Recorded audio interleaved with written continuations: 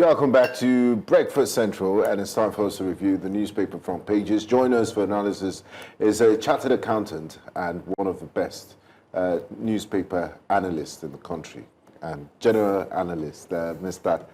Accountant Sesan Okunade. Yes, we live in a country of that people love their titles, so honor must be given. Okay, maybe if you want to make that, don't just make it accountant. Just say chartered accountant Sesan Okunade. Exactly. Do you have ICANN? How can you be chartered if you didn't? Did you write your ICANN by yourself? By the grace of God, and you can't write for person in ICANN though. That story that is trending. I'm you sure don't believe it? It can't happen. It can't. And that's why she was caught, no? No. Okay, so explain. Run us through the process. The process is you have people who registered for the exam. Okay. There are pictures for them to check. So if you try to maneuver your way, the round check that they will do would definitely bring you up, because we've even moved to the level of actually checking some of these things with is it barcode that they actually do, and I'm sure that was what exposed that person. ICANN is not that loose that you can have anybody just do anything that they want. See, when they call you chartered accountant, we are known for integrity and accuracy. What of this one that now chartered someone to write the exam for her? That's why she was caught. No. That's why you can't beat the system. It's difficult to get. You know, people will make attempt. It's just like when you have rules. How did she then get into the hall? No, you know, initially everybody will go in. I'm sure it's on the first round of check.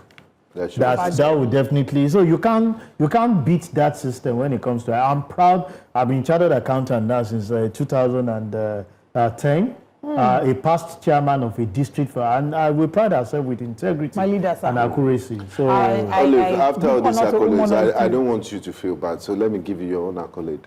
Lawyer, barrister, journalist, Oliver Modi. Thank you so much, my dear friend. Thank you so much, my dear friend. Seeing as I have the floor, I shall now begin the newspaper front pages, starting with any first paper that our director decides to start with. So let's start with anyone. Director, please hit us. DJ, track one. Director, please give us newspaper now. Thank you. The Punch newspaper. 8.41 trillion naira oil theft drains economy, fuels investors' doubt. It feels like we see one day progress, another day regression. If it's one day regression, it should be to be good. So like 1 year regression. Experts fault lack of arrest, prosecution in 4 years, I0 oil thefts. Regulator hails lowest losses in 16 years amid reserve. Is this not a contradiction? It's a real contradiction. So the headline is saying 8.41 trillion, maybe historically. And now they're saying regulator hails the lowest losses. So maybe what they are trying to say is, Benga, I think it's just 8.41 trillion. In the past 16 years, they do usually thief more than this. Exactly. So we should be even grateful. She's a lawyer. That's the interpretation. That's the interpretation of it. The newspaper was being clever by putting this alarmist headline. So that it's a clickbait. So people would, the rider, and then the rider tells you the story. But you would have, I mean, for those that are drawn to bad news, they will buy the news. Oh, give me that. But then when they open the papers, they realize... You not get to know that that's just the tip of the iceberg of historic perspective. But, I mean, because we're meeting OPEC quota now, and we're even producing enough, we're refining enough to export to the United States of America. So kudos to Nigeria, and congratulations to us on this. Okay, still looking at the front pages of the paper. Strike. I'm hearing sound of rain. My heart is cutting. Islander.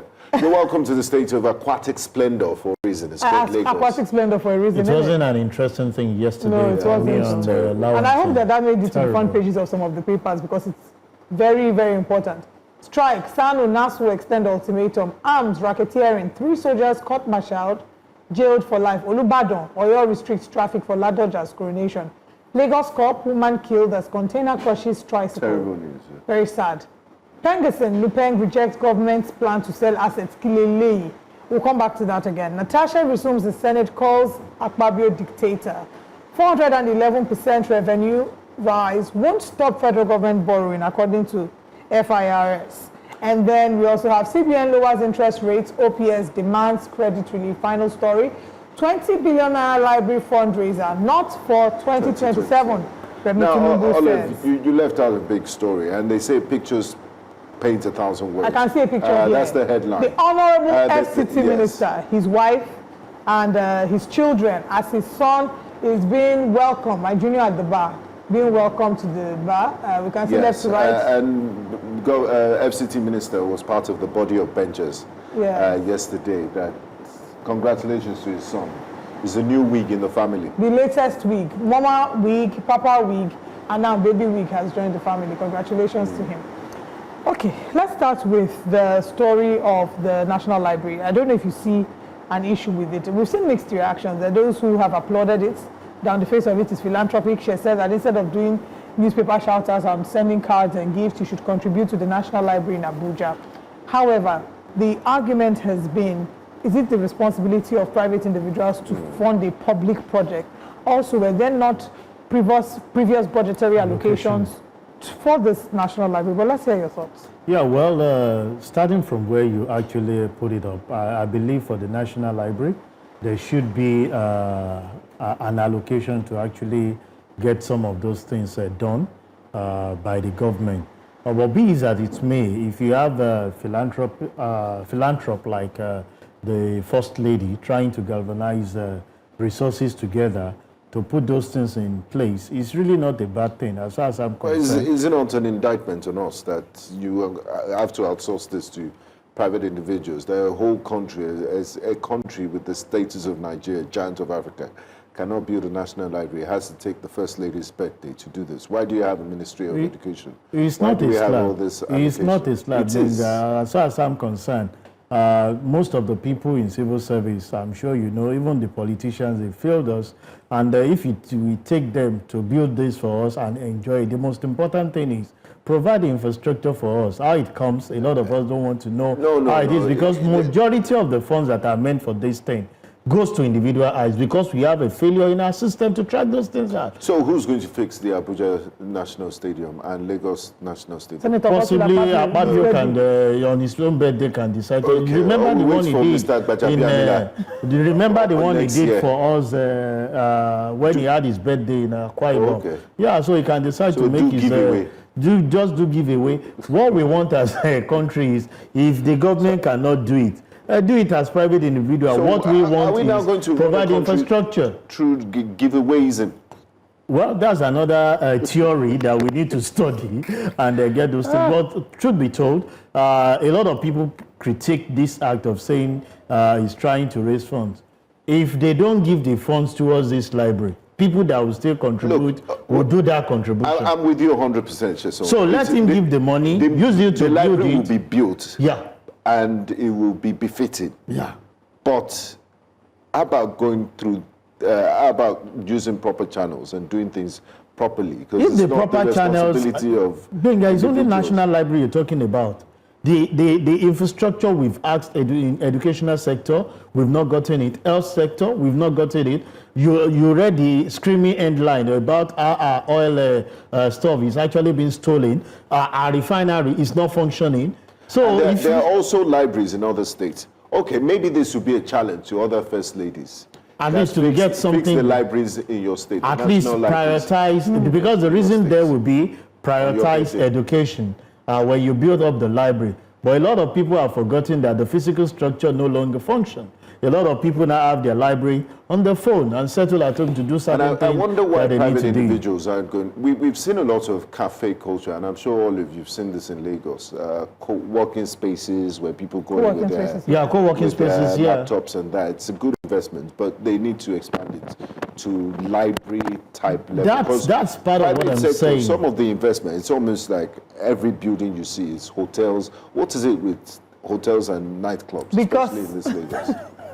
No, please make me understand. Because I should also invest. There's one money. There's money there. There is money there. There is now. That's why an average person will tell you that don't complain that there is no money in this country. Time I went to hotel. You are not the majority. You are a daddy. You. Right now, you are daddy Olomo. Okay. You just have a new That's baby. you. You are just thinking of how to. Lagos. Yeah, exactly. Anywhere you go to, have you ever gone? Everywhere I go, like every Friday, there must be traffic. where you have know all why? this club. Do you know why? Why? After working, Kiloku, You are right, my sister. This is why I love you so much. She balanced the whole thing. But whichever way they were actually, it's not right for individuals to actually be funding that. But we have a failure in our system where government has failed in their responsibility. Not start what we cannot finish. So, because the next thing that will happen is after his exit, they will name the place after First Lady. And it will be there as monumental thing for them to carry on. But we need a library, and not just those physical structure. We need infrastructure where people can actually, work on their own independently, have access to some of these things, because physical structure does not speak volume any longer. Like you said, most offices, people that make cool millions now, they work from home. They don't have physical structure to do remote work. Remote work. That's what actually gives a lot of people basic thing for them to. I really can't wait for this library to be launched and completed. I'm going to go, and when I write the first my book, I'll read. What book are you going to read? I'm going to write my own book and put there. Okay, nice. Me, I'm going to go there to read Queen Premier. I need to brush in my level of English. Yes, okay. I go there. She go there. There she go. She didn't there. If you to go up, it is. You see up, is it up? You went to a we go up we go. Yes. Didn't Let's read that thing. I'm not sure. No, I'm not sure. Wow. I'm not sure. It was so helpful for us back in the day. Yeah. Okay, let's look at, still on the front page of the Punch newspaper, strike. Sanu and Nasu have extended their ultimatum. I don't know if that's a good news. Maybe that's indicative of the fact that the government is not paying attention to them.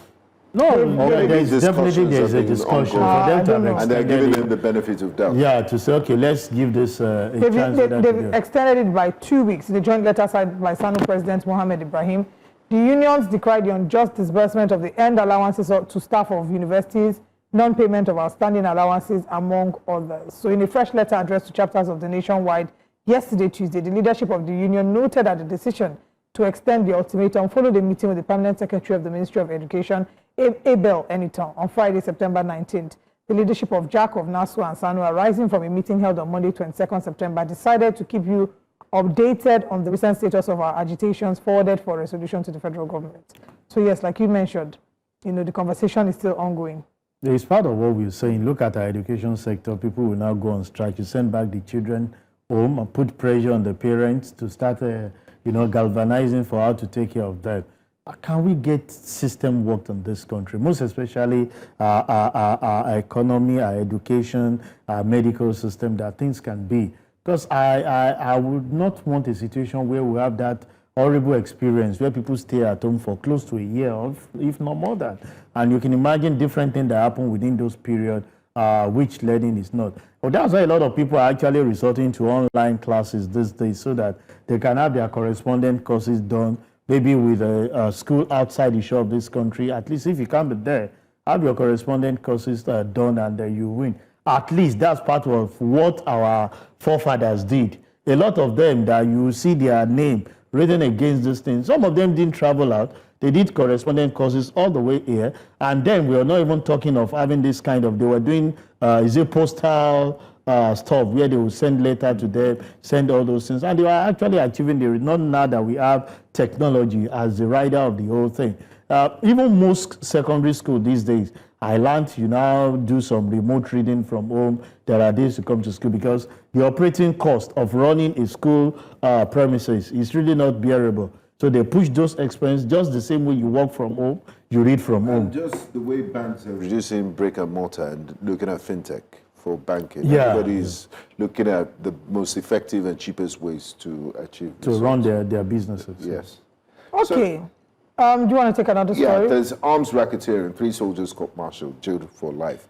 I mean, for you to be a member of the Nigerian Armed Forces, you would have gone through some level of rigorous training and ethics, and this is just, it's really wrong. In the height of insurgency, banditry, and what we're seeing, to have members of the Nigerian Armed Forces, soldiers, involved in arms racketeering, it's terrible. A lot of people have actually accused them that they are still the brain behind the problem we're having when it comes to insecurity. There are some bad eggs among them that, you see, when you celebrate money, you allow money to take right of everything that you want to do to oppress and show people. You definitely compromise ethics. You will not even look the line of values that you forget even the confidentiality that you signed and the oath of allegiance that you pledge even to the country. A lot of things will go wrong. As immediately you start thinking about money, and that's why we're saying. So if the armed forces, we are having funny elements like this in the armed forces, to tell you that it's still a long way for us to end this terrorism, this banditry, because from what people do mention, even they give information even to the people that actually carry out this thing because of this little gain that they get from it. Now let's move to the Vanguard. Actually, I think you should do Daily Times, though. Okay. Let's do Daily Times instead. Because go ahead. You have the APC floor. to Tinubu, you are a one-term president. You leave in 2027. Is this a prophecy or an order or is it or a a threat? political Or a promise? strategy or a threat? All A join. political strategy. All join. Okay. But let's talk about it, though. Do you have any feedback on that? Well, it's not in their hands. It's in the hands of the populace to decide whether is a one-time president. All we ask them to do is, as we are advancing towards 2027, they should do more objective criticism in such a way to place them, in that right pedestal, just the same way APC did to PDP. I will always give kudos to Lai Mohammed. Then he was all out for PDP at every move that they made. And we saw that giving an edge when they came with the change mantra, in 2015 to say, we are offering you change from what you used to have before. Everybody bought into it. We never asked, what is the change mantra? Is it positive or negative? But we saw the change and we are all in it today. So I think ADC should do more of, that objective criticism and putting themselves before the people to know that possibly there will be an alternative in 2027. But if not, it's not about what you write on the paper or what comes out of your mouth. It's about the strategy that you're able to put in place to actually win the election. Okay. Anderson and Nupeng are in the news for another reason, apart from dragging and fighting and Dangote. So, but they're saying that the plans for NNPC to sell its joint venture assets will make NNPC bankrupt and hurt the economy. What's your take on this story? Sincerely speaking, I think Pengasson, NNP, a lot of people will say they are actually protecting the interest of the people. But I have seen, possibly because I'm a business person, that all these so-called refinery and asset of NNPC that is wasting out there, deteriorating on daily basis because they are not put to use. Can we engage? We've said PPP is the way to go. Engage people who are in business, who understand the business, who can put down their money to turn around. We've been doing turnaround maintenance on all the assets of the government for years, rolling into trillions of naira. And we are not getting value for it. And we are saying, don't dispose it. I think they are the one that is actually possibly aiding the leader, aiding the politician to do the right thing. Give it, you can imagine if 3 or 4 of these refineries are bidded for by private owners, just like Dangote did. And we have competition, 4 of them start working and they start competing with one another. It's just like the miracle we saw with telecoms. Remember when we bought our phone? Yes. It was pretty difficult. A lot of them were actually telling us. Telecoms is even apple and oranges. Let's compare with something that has been done in the industry, the NLNG model. You hardly hear anybody complain about NLNG. It's running smoothly. Everybody is declaring their profits. It's fine. Operations. So I feel government can have little stake in it, but they should not be running business. They should not. We've said it that they are not. Government should have no business in the doing business. So just leave it in the hands of those people. Create the enabling environment and the policy for those people to run. Then we can see the dividend of all these things. Okay, let's hear from Osas. Osas from PH City. Good morning, Osas. Good morning, Olive. Good morning, Vanguard. Good morning. Your voice is pretty low, so please, if you can speak up, we'll appreciate that. Good morning, Mr. Sesan. Good morning to all of you. Good morning, Osas. Yes, thank you. I want to make a comment regarding the flood in Lagos. Can you hear me? Yes, we can. Okay, I want to make a comment regarding that. I think I want to make a suggestion to the Lagos State government. What they should do is regarding the building in Lagos. In every 600 square meters of land that will be developed, they should make sure that 200 square meters is left out as a green area. Because most houses on the island, they are either interlocked, stamped, or concrete floor. So every water, every flood in every compound is being channeled out. There is no natural ground to stop this water. So the government of Lagos State should come up with a law that if you are buying land, like say 600 square meters of land in Lagos, and you want to develop it, you must leave 200 square meters for green area. If you are buying a 1,000 square meters, you must leave 300 square meters for green area. So by so doing, you now create a space where water can naturally soak into the ground. But we don't have that on the island. That is why you see most time when it rains, all the whole water tends to come out on the road because they don't have the natural soil where they can go down. So that is the problem. It's a suggestion to the Lagos State government. All right. Thank you. Brilliant suggestion. Thank you very much. I mean, it's an initiative they can adopt going forward because most of the areas Compounds have are been already- built up. Yeah. And then you know what's even worse? Every compound now has that electric pumper that you're using to eject Push water from your out, compound. yeah. So all of us are neighbors. Oh, in the wow. same estate. They've started doing Oh, that. no, Yeah, since now. You since just now, put the since. machine inside, so it's pumping the water out. Out. So I'm pumping out of my compound. It's You are pumping pumping now. out of the Everybody's compound. pumping to You the are same. We pumping. now meet Everything will now meet in on the street. Osunbam by the way. Yesterday, it was not even island. I was at Lawansin yesterday to do an assignment, and the rain caught me there in the afternoon. Heavy downpour from Idiaraba down before I go to Ujuelegba. I was swimming. Thank God I actually went with the small car. Oh my God. So, I mean, I thought those of us on this side of town were No, we are not. immune That one thing from- yesterday was not from this. from beginning to the end. So is it still a drainage problem or the system is over? Well, I don't know what the Ministry of Environment will come out to do. We've seen the commissioner go all out, clear drainages and the likes. But still. That seems not to be working. What I experienced in Ujuelegba Lawansin yesterday was really terrible. At the time, we had to just wait. But I just asked myself, now one day they came and enter this thing and go. But it's very risky. go. Your mechanic would. Yeah, well, I just needed to rich. catch up with an appointment yesterday, so I took the risk, and thank God it's fine. But the car is at home. So today. after Lawansi, you go to Ujuelegba. Yeah, Ujuelegba was okay. I didn't go through Ujuelegba. I did a bypass to come out at Empire and find my way. Benga, don't. No, Benga, I don't. got him now. No. Because if you have passed through Ujuelegba, they would have known your story. I knew it. I even thought you were going to make reference to Joel Bashita. I was like, oh no, Benga doesn't. I'm glad your story ended well and your Yeah. car wasn't damaged. But Yeah. I mean, this is serious. But we just need to, because as at this morning currently we see raining. yeah. And yeah. because we use high-tech sensitive microphones, I could pick up Olive's heartbeat. She lives on the island and is doing bing because of what the battle she has. I've already to gone face to my as estate group to going go and back. ask them, guys, is it raining yet on the island? Because I don't know that I, I want mean, to do Lagosians this. shouldn't live like this. It's But I think we should causes just a lot of anxiety. we should even talk to Lagosians too. This idea of pouring dirt, a lot of people are still doing it.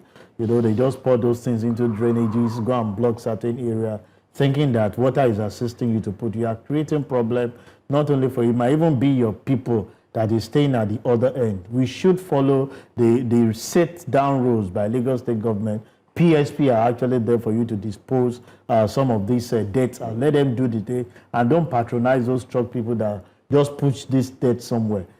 It's part of the problem I consider as a problem in the country.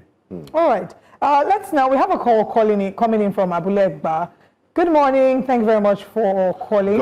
I thought Godwin was in New York. Oh, sorry, another Godwin.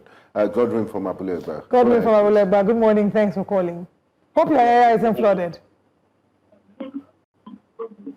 Godwin, we're struggling to hear you. Can you please speak up?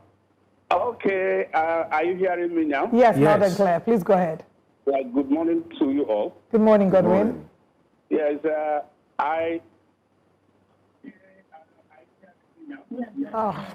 Sorry, Godwin. my pushback is on the sale of The refineries. yes, Okay. and the pushback by the union. Okay. You see, some of the people in government, yes, are the ones making these unions to push back because of the corruption in oil and gas industry. All right. It's a very huge scam that is, we are all suffering. All right? They know quite right that if those refineries, the government invest and private companies come in, there will be a lot of transparency, and you and I will start getting fuel at a very good rate. It's just like a farmer who harvests his yams and sells the yam to his own children at the cost of obtainable in the market. You are not a good father. You see, this is what is happening in this country. Those unions are being used by people in government to push government not to divest from those refineries. I can bet you, take my word to the bank. All right. It's in their vested interest that yes, that are pushing against it. Of course, a lot of people have said it that the union at times are being used. When those that are using them fail them, they run back to with the populace that they are actually suffering. Because in our right thinking senses, a lot of people have said it. Don't forget during, I think was it Yaradua or Obasanjo, they sold out some of these things and it was reverted back. And since that time till now, there is always allocation for turnaround maintenance without producing just 1 liter of, and that will not happen with a private person. It's why and you can imagine what they will put, the pressure they will even put on the staff. It's why we've been calling for, or a number of people have been calling for back then it was unbundling of the NNPC. At some point it was like how much comes into our federal reserves every month, into our federal accounts. How many liters are we selling? It felt like there was so much unclarity. There was zero audit. Exactly. We couldn't see a lot. And even with the fact that we've just had the former NNPC MD replaced with Bayo Julari, many have asked, why hasn't there been an investigation into Mele-Kyari? Is there going to be an actual investigation, or is all the AFCC invited him for questioning? Let's exercise. They grilled him for. They grilled him. That's the word. Yes, that's the word they used. Okay, so are we expecting feedback from that? The previous ones before now that they've grilled. When we have the opportunity to talk to the spokesperson at the EFCC. White Lion. It's still in court. Okay. Its case was adjourned the last time. I saw an interesting headline here. All right, let's see the next headline. Is it on the Vanguard newspaper? On the Daily Times. The Daily Just Times. quickly, before we move to the next paper. Okay. If it's worthy of celebration or... I saw it too. Is it Nigeria to host first African road crash victims conference? The other day we were talking of Ballon d'Or. Oh, sorry, Ballon d'Or. Hosting Ballon d'Or, World Cup, E1 racing, F1, World Cup, things like that, Commonwealth. Heads of Government Summit. But why do we now want to host the maiden edition of the first African Road Crash Victims Conference? I don't understand what this is meant to achieve. Maybe we have experience in a lot of road crashes. And majority of the accidents that we've had that have been fatal are actually road accidents. If you see the numbers, they are alarming. Very avoidable. What Nigerians want is just proper working roads. So they will discuss these issues at this conference. But let me give you details Please give us the details of the conference. Nigeria is set to host the maiden International Road Crash Victims, it's too long, Victims Africa Conference in November, aiming to give a stronger voice to the victims of road traffic crashes and their families. The developments was announced in Abuja. Court Marshal FRSC Shehu Mohammed noted that IRCVAC would focus on the plight of road traffic accident crashes victims across the continent, adding that previous global road accident and crash injury conferences had often emphasized higher income countries. I believe the essence of this conference is to bring technocrats, professionals, and experts in road accidents and crash injuries, road transport, traffic and safety management, and administrators from all over the world to showcase our country, our continent, and our city of Abuja. Yeah, well, the conference is, like I said, I'm sure it's being championed by a Nigerian who just brought out this innovation and want to put us on the... But can we galvanize this to just allow government to give us good roads? To put pressure, mount pressure on the government. If you have, to give us good roads. Yes, just yesterday, somebody missed an accident, and you will not blame the person. The guy was driving, and you will see that pothole. He did not sight that thing on time, and he swerved. If the other guy coming from the other direction was not that careful, they would just see. I asked myself the question, if the road was smooth, would that guy want to swerve? Roads are a huge contributor. It's a contributing factor to this accident that we're experiencing. FRC, now that we are having fighting to bear arms, they want to carry gun. We've said that even as a special marshal person. I've said it that a special marshal to say we don't need that. All we need is just discipline on the roads and fix some of those. Let's pause for a bit. We have Andy calling from Lagos. Good morning, Andy. Please go ahead with your comment. Andy, your audio is really low. Andy, could you speak up, please? All right. Yes, go ahead and speak. Go ahead, Andy. Yes, so my argument for FRC bearing arms is they will be able to, I mean, it will serve as a deterrent to agberos and those bus drivers that...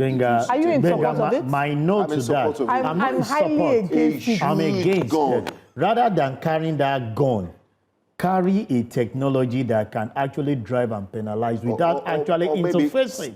Okay. Pick up the number. You have the database of the people that are actually committed the offense. You don't have any word. That's why I celebrate the Lagvis these days. All these are cameras in Lagos. Before you know, you just get text message. You just get committed.